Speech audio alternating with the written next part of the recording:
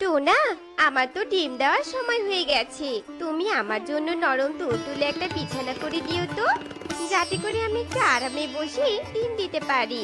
আর তারপর আর একটু আরাম করে ডিমের তা দিতে পারি, বুঝেছো? তুমি কোনো চিন্তা করো না টুনি, আমি আজই তোমার জন্য নরম তুলতুলে বিছানার ব্যবস্থা করছি। টোনা তার বউয়ের আবদার পূরণের জন্য বিছানার ব্যবস্থা করতে থাকে। আর টুনি ঘর থেকে বেরিয়ে পাশের একটা গাছের ডালে বসে খোলা হাওয়া খেতে থাকে।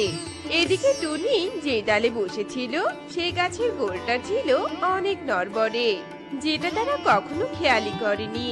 যার কারণে হঠাৎ একটু বাতাস ওঠায় গাছটা উপড়ে পড়ে যায়, আর সেই গাছের তলায় ওদের ঘরটা পড়ে যায়। আর সেই ঘরে টোনা থাকার কারণে সেই ঘরের চাপায় সে মারা যায়, আর টুনি অন্য গাছে থাকায় সে বেঁচে যায়।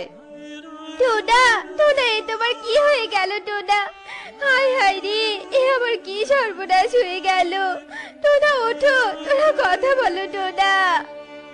টোনার মৃত্যুতে টুনি এভাবে অঝরে কাঁদতে থাকে, কিন্তু এখন তো আর কেঁদে কোনো লাভ নেই, কারণ তার যা সর্বনাশ হওয়ার তা তো হয়ে গেল। আহারে, টোনাটার অকাল মৃত্যু হলো। নিজের সন্তানের মুখটাও আর দেখে যেতে পারলো না। টুনি, তুই আর কাঁদিস না রে। এই, তোরা চুপ করে দাঁড়িয়ে কেন আছিস? টোনার লাশটা নিয়ে সৎকার করতে যা।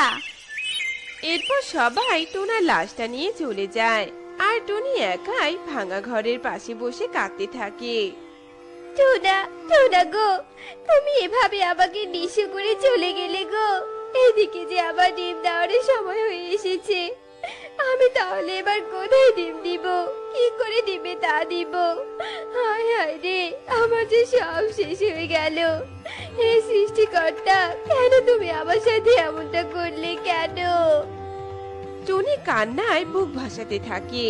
এদিকে দেখতে দেখতে রাত হয়ে আসে। কি শিয়াল ডাকছে? আর ও যদি একবার আমার গন্ধ পায়, তাহলে তো ওই শিয়াল এসে আমাকে খেয়ে নিবে। তাহলে তো আমার ছানাও আর কোনোদিনও পৃথিবীর আলো দেখতে পারবে না। না, আমাকে এক্ষুনি কোথাও আশ্রয় নিতে হবে। টুনি গুটি গুটি পায়ে অসুস্থ শরীর নিয়ে সুখী পাড়ার বাড়িতে যায়, আর সুখীর দরজায় কড়া নাড়ে। তখন সুখী ভেতর থেকে বাহিরে বেরিয়ে আসে। কি হয়েছে রে টুনি? আমার দরজায় আমার শব্দ করছিস কেন? তোর ঠুক ঠুক শব্দে আমার ঘুম ভেঙে গেল।